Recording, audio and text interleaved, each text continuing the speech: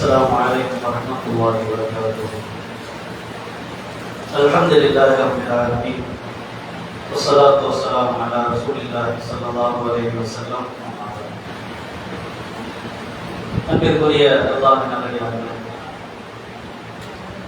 கஹஃப் சூராவிலிருந்து சில குறிப்புகளை நாம் பார்த்து வருகிறோம். அதில் இந்த குர்ஆன் அருளப்பட்டதற்கான நோக்கம், காரணம், எச்சரிக்கை செய்வது, நற்செய்தி சொல்வது. யார் அல்லாஹ்விற்கு இணையாக மகனையோ எதையோ அல்லாஹ்வுக்கு சமமாக இணையாக ஆக்குவார்களோ அவர்களுக்கு கடுமையான தண்டனை பற்றி எச்சரிக்கை. யார் அல்லாஹ்வை சொல்லப்பட்ட அடிப்படையில் ஏற்றுக்கொண்டு சாலிஹான அமல்கள் செய்கிறார்களோ அவர்களுக்கு மிக மகிழ்ச்சிகரமான மறுமை வாழ்க்கை நிரந்தரமானது.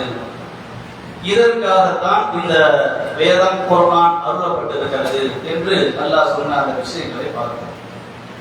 அடுத்ததாக இரண்டாவது, இந்த ஒட்டுமொத்த உலகத்தை பற்றிய பார்வை. இது ஒரு கவர்ச்சியாக, அலங்காரமாக அல்லாஹ் வைத்திருக்கிறான். நாம் நினைத்தால் அதை ஒன்றும் இல்லாத கட்டாந்தரையாக மாற்றி விடுவோம். இது இரண்டாவது. இதற்கு அடுத்து அல்லாஹ் என்ன செய்யறான்னா, சில வரலாற்று விஷயங்களை, அதாவது இது ஒரு முன்னுரை மாதிரி சொல்லப்பட்ட விஷயம் இருக்குது இல்லையா, யார் இணை வைக்கிறார்களோ அவர்களுக்கு கடினமான வேதனை, யார் நற்காரியங்களை செய்து அல்லாஹ்வை சரியான முறையில் நம்புகிறார்களோ நிரந்தரமான மறு உலக அந்த சுவனம். இதை அடிப்படையாக வைத்து சில வரலாற்று குறிப்புகளை அல்லாஹ் சொல்றார். இன்னொன்று முக்கியமானது, இந்த உலகம் என்பது வெறும் அலங்காரம், எதுவும் உண்மை இல்லை, நிரந்தரமில்லை. எதிர்பார்த்த அடிப்படையில் எதுவும் அமையாது.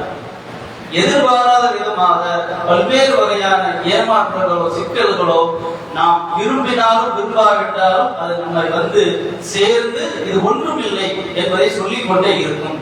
இந்த அடிப்படைகளை, அதாவது மறுமை உலகம், இதை பற்றிய ஒரு அற்புதமான ஒரு வரலாற்று குறிப்புகளை அல்லாஹ் நமக்கு சொல்லித் தருகிறான். அதுல முதலாவது அல்லாஹ் சொல்றான், அம் ஹஸிபத அன்ன அஸ்ஹாபல் கஹஃப் வர்ரகீமி கானூ மின் ஆயாத்தினா அஜபா.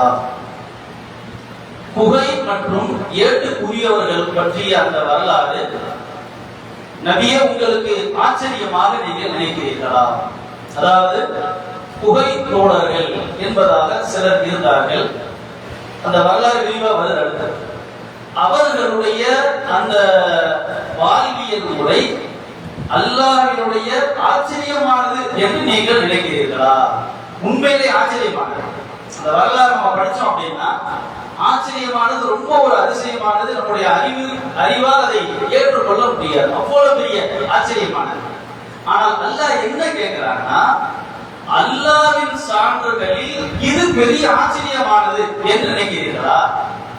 உங்களுக்கு ஆச்சரியம், மனிதனுக்கு ஆச்சரியம், அல்லாஹ்விற்கு ஒரு பெரிய பொருட்டே இல்லை என்பதை போன்ற ஒரு சிறிய குறிப்பு அல்லாஹ் சொல்லிட்டு என்ன குகைவாசிகள் அப்படிங்கறத அடுத்து சொல்றாங்க. இது அவல் ஃபித்யத்து மினல் கஹஃப் ஃபகாலு ரப்பனா ஆதினா மின் லதுன்க ரஹ்மா வஹய்யி லனா மின் அம்ரினா ரஷதா. அந்த இளைஞர்கள் குகையில் தஞ்சம் அடைந்த போது, எங்கள் இறைவனே, உன்னிடமிருந்து அருளை எங்களுக்கு தருவாயாக, எங்கள் காரியத்தில் எங்களுக்கு நேர் வழியை எளிதாக்குவாயாக. சில இளைஞர்கள் குகைக்குள் தஞ்சம் அடைகிறார்கள். அப்படி செல்லும் போது அவர்களது சிந்தனை துஆவாக என்ன இருந்தது? எங்கள் இறைவா, எங்கள் காரியத்தை இலகுவாக ஆக்கி எங்களுக்கு அருளை தா. அப்ப எல்லாமே நீதான், எங்களுக்கு அனைத்திற்கும் நீதான் போதுமானவன். உன்னை தவிர வேறு யாரையும் நாங்கள் எதிர்பார்க்கவில்லை, ஆதரிக்கவில்லை, யாரையும் நாங்கள் உதவியாக நினைக்கவில்லை. இதுதான் தௌஹீத். இதுதான் அல்லாஹ் ஒரு சின்ன ஒரு முன்னுரை மாதிரி சொல்றான். அதாவது இணை வைக்க கூடாது, அல்லாஹ்வை உள்ளபடி நம்ப வேண்டும். முன்னுரை வந்துச்சு இல்லையா, அந்த முன்னுரையினுடைய ஒரு சிறிய ஒரு உதாரணமாக அல்லாஹ் சொல்றான். அந்த இளைஞர்கள் குகைக்குள் செல்லும் போது எந்த வார்த்தையோடு சென்றார்கள், எப்படிப்பட்ட சிந்தனையோடு சென்றார்கள்? இந்த சிந்தனை தான் ஒவ்வொரு மனிதனுக்கும் ஒவ்வொரு சூழலிலும் இருக்க வேண்டும். அது நல்ல நிலையோ அல்லது கெட்ட நிலையோ, கவலையோ, மகிழ்ச்சியோ, அனைத்திலும் இறைவா உனது அருளை நாங்கள் கேட்கிறோம், எங்களுடைய காரியங்கள் அனைத்தையும் இலகுவாக்கு. அப்ப இது ஒரு வரலாறாக கடந்து போய்விடக் கூடாது.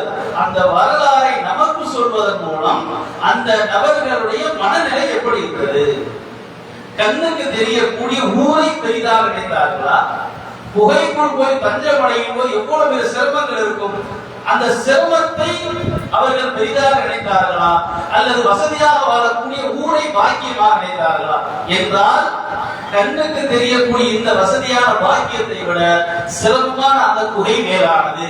ஏன்? இந்த ஊரில் வாழும்போது கொள்கையை விட வேண்டும் என்கிறார்கள், ஏகத்துவ கொள்கையை துறக்க வேண்டும் என்கிறார்கள்.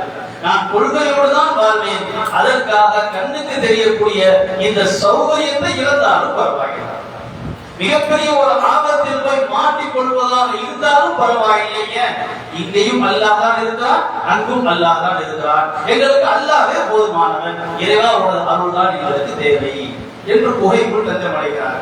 அடுத்து அல்லாஹ் என்ன சொல்றான்? ஃபதரபனா அலா ஆதானிஹிம் ஃபில் கஹ்ஃபி ஸினீன அததா.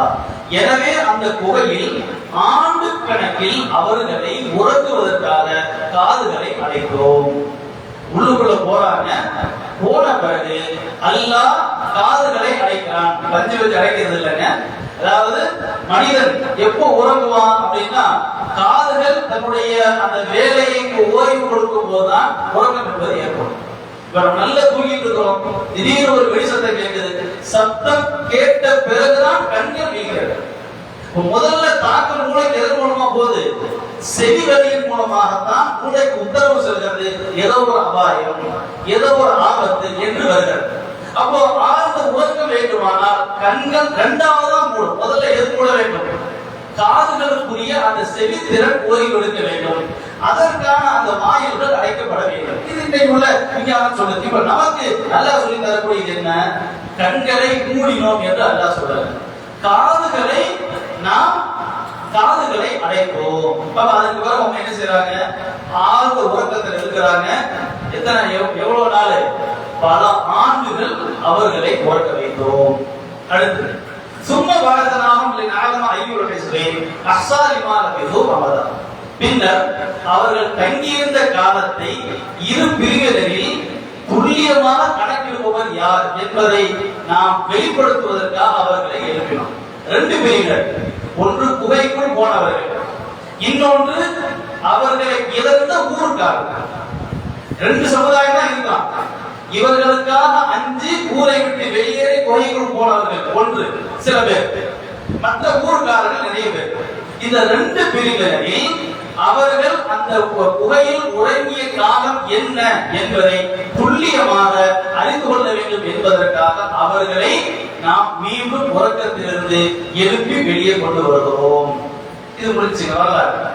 இப்ப அல்லாஹ் எவ்வளவு அழகா பேசுறான் பாருங்களேன். இன்றைக்குள்ள நவீன அறிவியல்ல ஒரு புத்தகத்தை வெளியிட வேண்டுமானால் எந்த புத்தகமாக இருந்தாலும் முதல்ல இண்டெக்ஸ் போட்டிருப்போம், பொருள் அடக்கம்.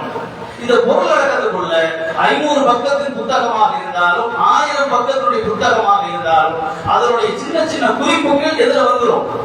முன்னுரையிலேயோ அல்லது பொருள் அடக்கத்திலே வந்துடும். குட்டி குட்டி தலைவா போட்டிருப்பான். அப்ப என்ன இருக்கும்? இந்த விஷயங்கள் எல்லாம் இந்த புத்தகத்திற்குள் இருக்காது, இத்தனை பக்கங்கள் பேசப்படுகிறது. இது இன்றைக்குள்ள நவீன நாகரீக அறிவியலுடைய முன்னேற்பாடு, முன்னோடி.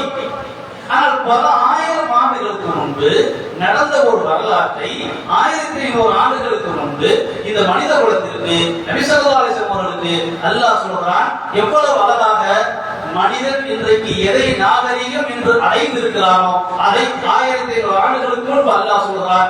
இன்றைக்கு எந்த புத்தகமாக இருந்தாலும் சரி, எந்த மனிதனுடைய துவக்கமாக இருந்தாலும் சரி, அதில் ஒரு அமைப்பு இருக்குது இல்லையா, ஒரு ஒழுங்கு அமைப்பு இருக்குது இல்ல. இந்த ஒழுங்கு அமைப்பை மனிதன் கண்டுபிடிக்கவில்லை, அல்லாஹ் மனிதனுக்கு அந்த சூழலை அமைத்துக் கொடுக்கிறான். குர்ஆன் வரலாற்றை சொல்வதற்கு முன்பு இந்த அத்தியாயத்தில் என்னவெல்லாம் நான் பேச போகிறேன் என்பதை அழகாக அல்லாஹ் பங்கு பிரித்து சொல்கிறான். அந்த வரலாற்றின் குகைவாசிகளது வரலாற்றில் ஒரு சில குறிப்புகளை முதல்ல ஒரு பொருளடக்கமா எல்லாம் நினைவுபடுத்துறாங்க. சின்ன சின்ன குறிப்பு. இப்ப 2-3 வசனம் படிச்சனா இல்லையா, இந்த 3 வசனத்திலையும் அவர்களை பற்றிய சிறு துளிகள் வரலாறு விரிவாக வரும்.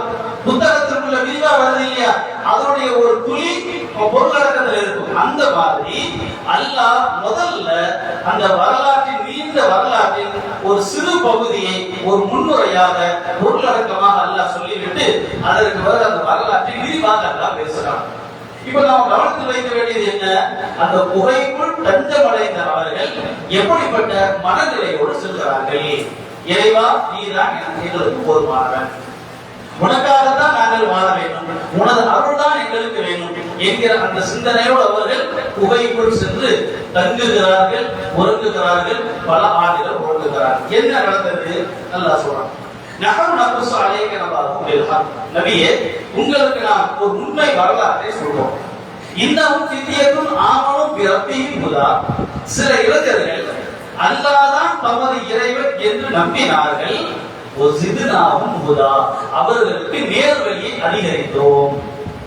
அல்லாஹ்வை ஒரு மனிதன் நம்புகிறான் என்றால், உள்ளபடி நம்புகிறான் என்றால் நல்ல புரிஞ்சுக்கணும். நாம ஈமான் கொண்டதாலேயே நம்ம முழுசாக 100% முஸ்லிமா மாறிட்டோம் இல்லைங்க. இந்த வார்த்தை அல்லாஹ் சொல்லி தருகிறது.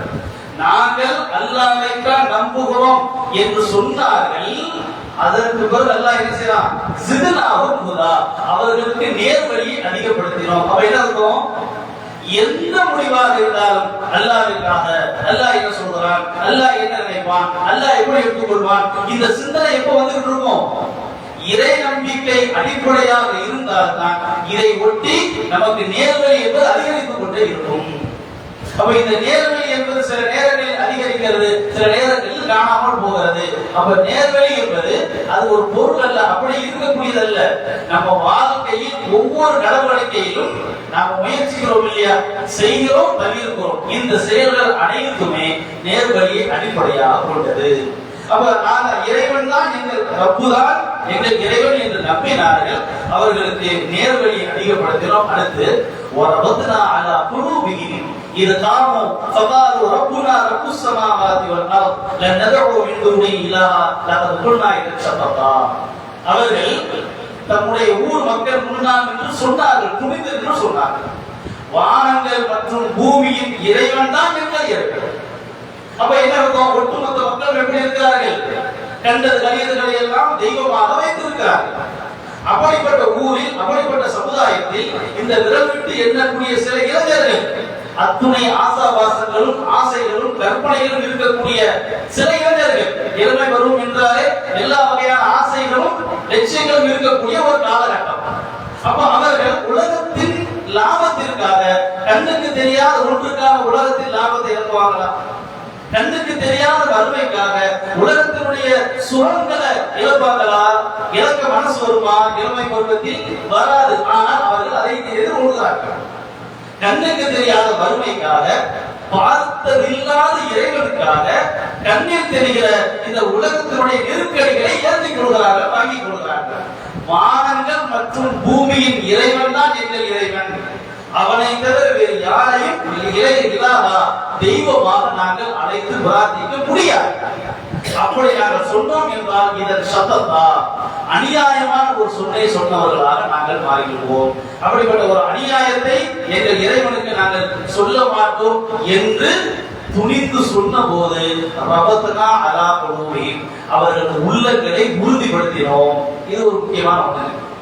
நாம கொள்கையில உறுதியாக நின்றோம் என்றால், தைரியமாக நின்றோம் என்றால், நமது உள்ளத்தை அல்லாஹ் உறுதிப்படுத்துவான். நாம் எந்த கொள்கையை ஏற்றுக்கொண்டோமோ அதுல சஞ்சலமோ, தயக்கமோ, பயமோ, பதற்றமோ, இவங்க என்ன நினைப்பாங்க, அவங்க என்ன சொல்லுவாங்க, என்ன ஆகும் என்கிற அந்த குழப்பம் இல்லாமல் துணிந்து நின்றோம் என்றால், அப்படிப்பட்ட பிரச்சனைகளை எதிர்கொள்ளக்கூடிய, சமாளிக்கக்கூடிய உளத்திறனை அல்லாஹ் தருவான், தைரியத்தை, வலிமையை அல்லாஹ் தருவான். இப்ப என்ன சொல்றாங்களா, அவர்கள் அப்படி துணிந்து சொன்ன போது உள்ளத்தை வலிமைப்படுத்தினோம். எப்படிப்பட்ட பிரச்சனை வந்தாலும், நெருக்கடி வந்தாலும், துக்கம் வந்தாலும் தாங்கி நிற்கக்கூடிய அந்த வலிமையான ஒரு இதயத்தை அல்லாஹ் தருவான், சமாளிக்கக்கூடிய ஒரு திறனை அல்லாஹ் தருவான். இப்ப அடுத்து என்ன செய்யறாங்கன்னா, ஹாவுலாய் கௌமுனத்தஹும் மின் தூனிஹி ஆலிஹா, நம்முடைய இந்த சமுதாயம், நமது இந்த மக்கள் அல்லாஹ்வை அன்றி மற்றவர்களை எல்லாம் தெய்வமாக ஆக்கிக் கொண்டிருக்கிறார்கள். அதற்கு ஏதாவது சான்று இவர்கள்ட்ட இருக்குதா? ஏதாவது ஆதாரம் இருக்கிறதா? முதல் வசனத்திலே படிச்சோம், எல்லாம் என்ன சொல்றான், அல்லாஹ்வுக்கு பிள்ளை இருக்கிறது என்கிறார்கள். ஏதாவது ஒன்று சார்ந்து இருக்கிற ஆதாரம் இருக்குதா? மனிதன் என்பவர் பகுத்தறிவின் அடிப்படையில் உள்ளவன். அப்ப பகுத்தறிவின் அடிப்படையில் இருக்கக்கூடியவன் எதை பேசுவதாக இருந்தாலும் சான்றை வைத்து ஆதாரத்தை வைத்து பேச வேண்டும். ஆடு மாடுதான் ஆதாரமாக தேவையில்லை, அதோடு போயிட்டே இருக்கும். ஆனால் மனிதனாக இருக்கிறவன் எதை செய்வதாக இருந்தாலும் அதற்குரிய காரணம் என்ன, சான்று என்ன, இதை வைத்து பேசுவதுதான் மனிதனுடைய பண்பு.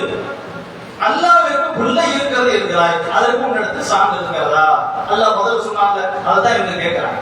லவ்லா எதுபோல அலைஹிம் பிசுல்தானின் கையின், இவர்கள் இந்த ஊர் மக்கள் அல்லாஹ்வை விட்டுவிட்டு மற்றதையெல்லாம் தெய்வமாக வைத்துக் கொண்டிருக்கிறார்கள், இவர்களுக்கு ஏதாவது ஆதாரம் இருக்கிறதா? எப்படி இவர்கள் அப்படி அல்லாஹ்வை விட்டுவிட்டு மற்றவர்களை வணங்குகிறார்கள் என்று பேசுகிறார்கள். அடுத்ததான் அவங்க என்ன செய்றாங்க, தங்களுக்கு அந்த சில இளைஞர்கள் இந்த ஊரில் நாம் இனிமேல் வசிக்க முடியாது, வசிக்க விட மாட்டார்கள், நமக்கு பேராபத்து ஏற்படும் என்பதை அந்த சூழல் உணர்த்துகிறது. ஆகவே இவர்கள் ஊரை விட்டு வெளியேறி குகைக்குள் தஞ்சமடைகிறார்கள். தங்களுக்குள் ஆலோசனை செய்து கொள்கிறார்கள், நாம் எல்லாரும் குகைக்குள்ள போயிருவோம்,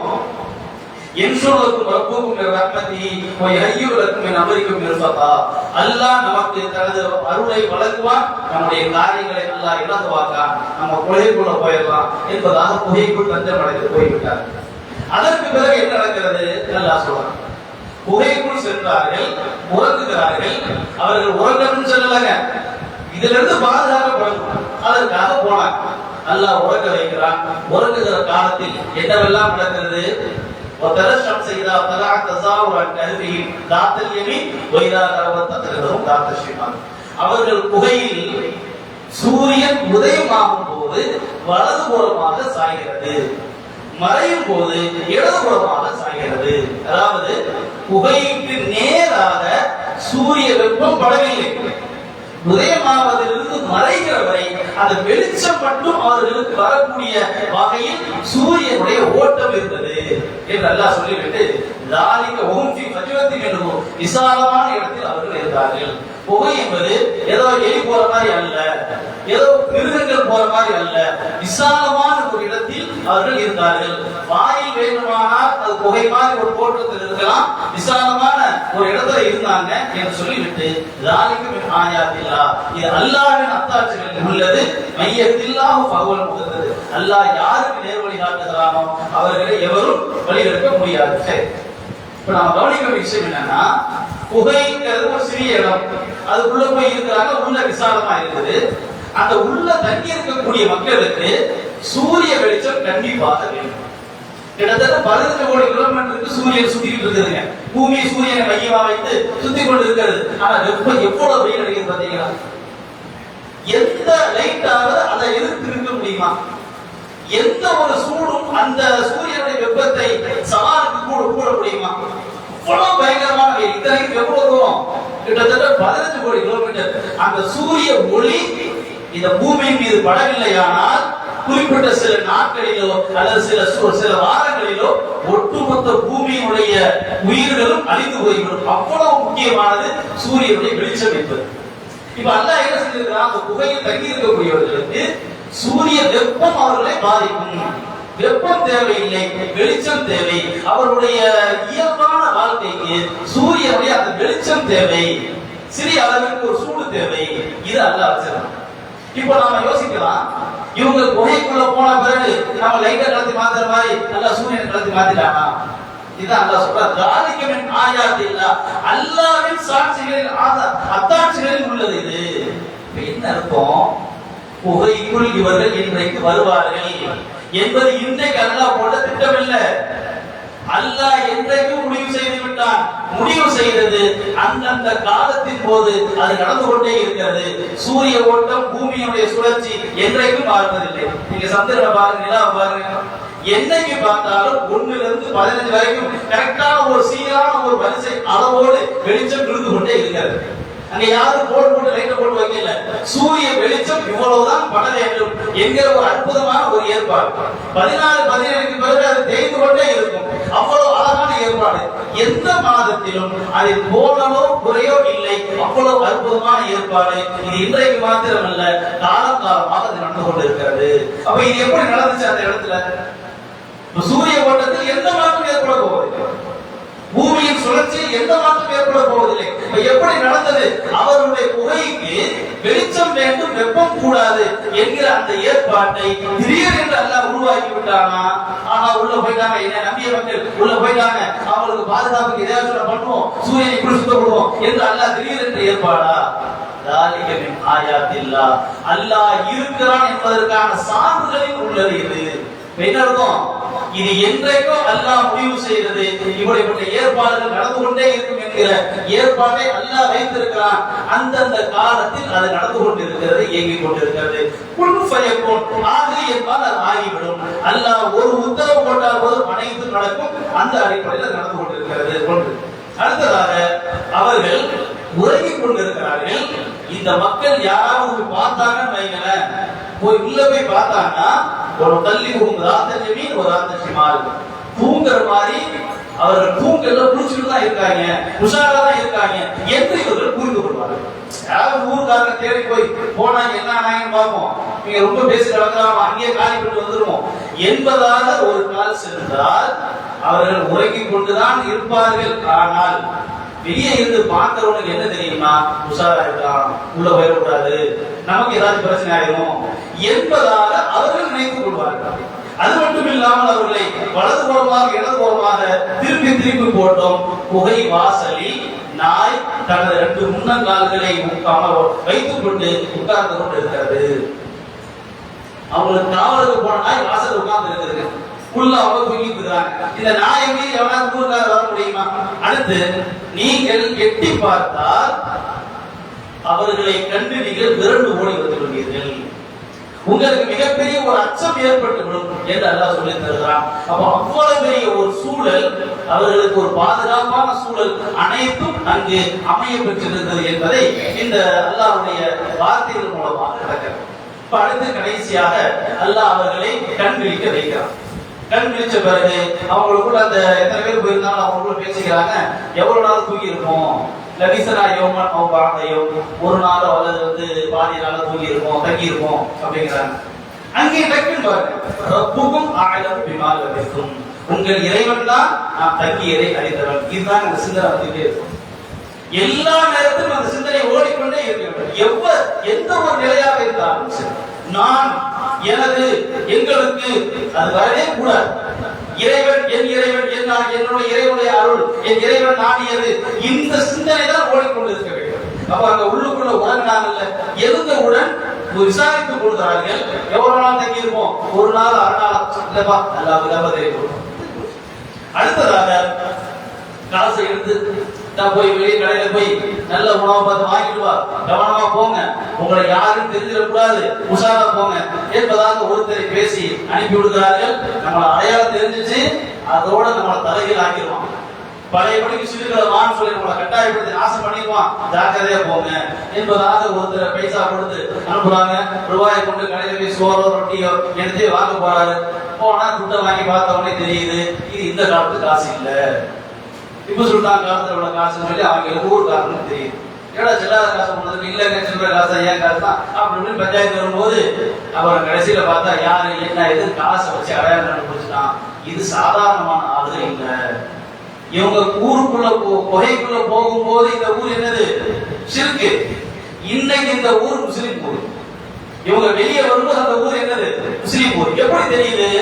இவர்களது விஷயங்கள் வெளியே முழுசாக தெரிந்த பிறகு சில பேர் சொன்னாங்க, இவர்களுக்கு ஒரு நினைவிடத்தை ஏற்படுத்துவோம், இவங்கெல்லாம் சாதாரணமான மக்கள் இல்லை, நம்ம ஊர்ல மிகப்பெரிய நினைவிற்குரிய மிகப்பெரிய ஒரு சிறந்த மக்கள், அவுளியாக்கள் மாதிரி பெரிய மக்கள் இவர்கள், இவர்களுக்கு ஒரு நினைவை நாம் ஏற்படுத்துவோம் சில வைக்கிற மாதிரி அப்படின்னா. சில பேர் சொன்னார்கள், இல்லப்பா நத்தகிதன் அலையும் மஸ்ஜிதா, யார் கை ஓங்கி இருந்ததோ அவர்கள் சொன்னார்கள், இவர்கள் மீது ஒரு பள்ளிவாசலை எழுப்புவோம். அப்ப என்ன அர்த்தம்? இவர்கள் நினைவாக, இவர்கள் சாதாரணமான மக்கள் இல்லை, நம்மளுடைய இஸ்லாத்திற்கு முன்னோடிகள் இவர்கள். இவர்கள் போல தியாகிகளை சும்மா கூடக்கூடாது, இவர்கள் நினைவாக பள்ளிவாசலை ஏற்படுத்துவோம், இவர்களை வச்சு ஒரு வழிபாடு தளத்தை உருவாக்கும் நிலைமைக்கு அவர்கள் போனார்கள். சரி, அடுத்து என்ன நடக்குதுன்னா, இவர்கள் எத்தனை வருஷம் தங்கினாங்க, இந்த இளைஞர்கள் எத்தனை பேர் அப்படிங்கிற விஷயங்கள் நடக்குது. இவர்கள் 4 பேரு, நாயை சேர்த்து 5, இவர்கள் 5 பேரு, நாயை சேர்த்து 6, இப்படியான ஆளாளுக்கு இந்த காலத்தில் வரக்கூடிய, அதாவது ரசூலுல்லாஹ் காலத்தில் இருக்கக்கூடிய இருக்கக்கூடிய அந்த மக்கள் பேசிக் கொள்கிறார்கள். அவர்களுக்கும் அந்த வரலாற்று குறிப்பு பைபிள் மூலமாக தௌராத் இன்ஜீல் மூலமாக தெரியும். பேசிக் கொள்கிறார்கள். 4 பேரு இல்ல 5 பேரு நாயை சேர்த்து 6 என்பதாக. அல்லாஹ் என்ன சொல்றாங்கன்னா ரஜ்மம் பில்லை, மறைவான விஷயத்தை தங்களுக்கு தெரிந்தது போல பேசிக் கொள்கிறார்கள். இவங்க என்ன செய்யணும்? அல்லாஹ் ரசூலுல்லாஹ் சொல்றாங்க, நபியே நீங்கள் சொல்லுங்கள், ரப்பி அஅலமு பிஇத்ததிஹிம், அவர்கள் எவ்வளவு நாள் தங்கியிருந்தார்கள், எத்தனை பேர் என்பதெல்லாம் என் இறைவனுக்கு தான் தெரியும். அன்றைக்கு வாழ்ந்த மிகச்சிலருக்கு தெரியும், எல்லாருக்கும் தெரியாது, மிக குறைவான மக்களுக்கு தெரியும் என்பதாக நீங்கள் சொல்லிவிடுங்கள் என்று அல்லாஹ் சொல்லி தருகிறார். இப்போ இந்த வரலாற்றை நாம் புரிந்து கொள்ள வேண்டிய மிக அடிப்படையான ஒரு பாடம், இந்த மக்கள் எதற்காக சென்றார்கள், அவர்களுடைய அடிப்படை என்ன? குடும்பத்தின் பாதுகாப்புக்காக கோயிலுக்குள் சென்றார்களா அல்லது வேறு ஏதாவது சூழலா என்றால், எங்கள் இறைவனுக்கு நாங்கள் ஒருபோதும் இணை வைக்க மாட்டோம் என்கிற கொள்கையில் உறுதியாக துணிவாக நின்றார்கள். அப்படி நின்றால் என்ன எல்லா காலத்திலும் நடந்ததோ அது அன்றைக்கு நடந்தது. அந்த ஊர் மக்களால் மிகப்பெரிய துன்புறுத்தலுக்கு உள்ளாக்கப்படுகிறார்கள். உடலை அல்ல, ஈமானை, இறை நம்பிக்கையை பாதுகாத்துக் கொள்வதற்காக ஊரை விட்டு வெளியேறி சௌகரியமான இடத்தை விட்டு அசௌகரியமான இடத்திற்கு செல்கிறார்கள். மனித அறிவுக்கு தான் இது சௌகரியம், அது அசௌகரியம். அல்லாஹ்விற்கு எதையும் எப்படி மாற்ற முடியும்? சௌகரியமான இதை அசௌகரியமாக, அசௌகரியமானதை சௌகரியமானதாக மாற்ற முடியும் என்பதை இந்த குகையில உள்ள இருக்கும்போது என்னவெல்லாம் வெளியே நடந்தது என்கிற அந்த பாடத்தின் மூலமாக நாம் அறிந்து கொள்ளலாம். சுருங்க சொல்வதாக இருந்தால், இவர்களது ஒட்டுமொத்த சிந்தனையும் ஒன்றே ஒன்றுதான், எதை செய்தாலும் அல்லாஹ், நல்லதோ கெட்டதோ, இன்பமோ துன்பமோ அல்லாஹ் நாடியது, அல்லாஹ்விற்காகத்தான் வாழ்வோம் என்கிற அந்த சிந்தனை இருந்தது. அவர்கள் அந்த சிந்தனையோடு இருந்ததால் அவர்களுக்கு வர வேண்டிய ஆபத்தை அல்லாஹ் தள்ளி போட்டு அல்லது வராமல் பாதுகாத்து, இன்னொரு முக்கியமான ஒரு குறிப்பு அல்லாஹ் சொன்னாங்க. இதை ஏன் இப்படிப்பட்ட வரலாற்றை அல்லாஹ் ஏற்படுத்தினான் என்றால், அன்றைக்கு வாழக்கூடிய மக்களுக்கு கியாமத்தை நம்பாம இருந்தான், மறுமையா ஒன்றும் இல்லைன்னா அவர்களுக்கு காண்பிப்பதற்காக என்ன வேண்டு, உன் கூட வாழ்ந்தவன் உள்ள போனானா, உன் தலைமுறை ஊர் 300 ஆண்டுகள் போயிருச்சு, 200 ஆண்டுகள் போயிருச்சு, மீண்டும் வந்தானா, அவனா வந்தானா, படைத்தவன் வர வைத்தான். இதே போலத்தான் கியாமத்தை என்னால் கொண்டு வர முடியும் என்பதை அந்த ஊர் மக்களுக்கு தெளிவுபடுத்துவதற்காக இதை நாம் ஏற்படுத்தினோம் என்று அல்லாஹ் சொல்லி தருகிறார். இதை நாம் எப்படி புரிஞ்சுக்கிறோம்? இன்னைக்கு வாழக்கூடிய மக்கள் ஈசா நபியின் வருகை நாம் நம்புறோமா இல்லையா? ஈசா நபி வரும்போது அன்றைக்கு வாழக்கூடிய கிறிஸ்தவர்கள் அத்தனை பேரும் அவரை நம்பி முஸ்லிமாக மாறிடுவாங்க. அப்ப அந்த வருகை என்பது முக்கியமானது. கியாமத்தின் அடையாளமாக எந்த வருகை இருக்கிறது? ஈசா நபியுடைய வருகை மிக முக்கியமான ஒரு அடையாளம். இது மாதிரி ஒரு முன்னறிவிப்பை அல்லாஹ் யாரு வச்சிருக்கிறான்? அன்றைக்கு வாழ்ந்த காலத்து மக்களுக்கு அல்லாஹ் வைத்திருக்கிறான். கியாமத்து இல்லைங்கிறீங்கல்ல, உங்களுக்கு ஒரு நிலை வரும். உங்க கூட வாழ்ந்தவன என்ன செய்வான்? ஒரு சில வருஷங்கள் காணாமல் போய் மீண்டும் வருவான். உலகத்தில் நீ இருக்க மாட்ட, உன் தலைமுறை இருக்காது, ஆனால் உன்னுடைய முன்னோரை பார்த்த ஒருத்தர் வருவான், சிலர்கள் வருவார்கள். அப்படி வந்தது என்றால் தெளிவா புரிஞ்சுக்க, கியாமத்து வரும் என்கிற அடையாளம் என்பதை போன்ற ஒரு முன்னறிவிப்பை அல்லாஹ் வைத்திருக்கிறான். அதை அவர்கள் எதிர்கொள்கிறார்கள். அதனால்தான் என்ன சொல்றான், இவங்கெல்லாம் சாதாரணமான மக்கள் இல்ல, மகா புண்ணியவான்கள், அவர்களுக்காக நாம் பெரிய நினைவிடத்தை ஏற்படுத்துவோம் என்று அவர்கள் ஏற்படுத்துகிறார்கள். அப்ப இந்த வரலாறு சொல்லி தரக்கூடிய செய்தி, அல்லாஹ்வுக்கு இணையாக எதையும் நினைக்க கூடாது, அல்லாஹ்வை சொல்லப்பட்ட அடிப்படையில் நம்ப வேண்டும். அப்படி நம்பி வணங்கியவர்களுக்கு, வாழ்ந்தவர்களுக்கு மகத்தான மறுமை சுவனம், அதற்கு மாற்றமாக இணை வைத்தவர்களுக்கு கடுமையான எச்சரிக்கை. இதை நாம் அந்த பொருள் அடக்கம் சொன்னோம் இல்லையா, இண்டெக்ஸ், அது மாதிரி இந்த வரலாற்றையும் அந்த முதல் குறிப்பையோடு ஒப்பிட்டு பார்த்து கொண்டே இருக்க வேண்டும். இது போன்ற சில வரலாறுகள் ஒவ்வொன்றாக வர இருக்கிறது. இன்ஷா அல்லாஹ் பார்க்கலாம். வாஹிர் தாவானா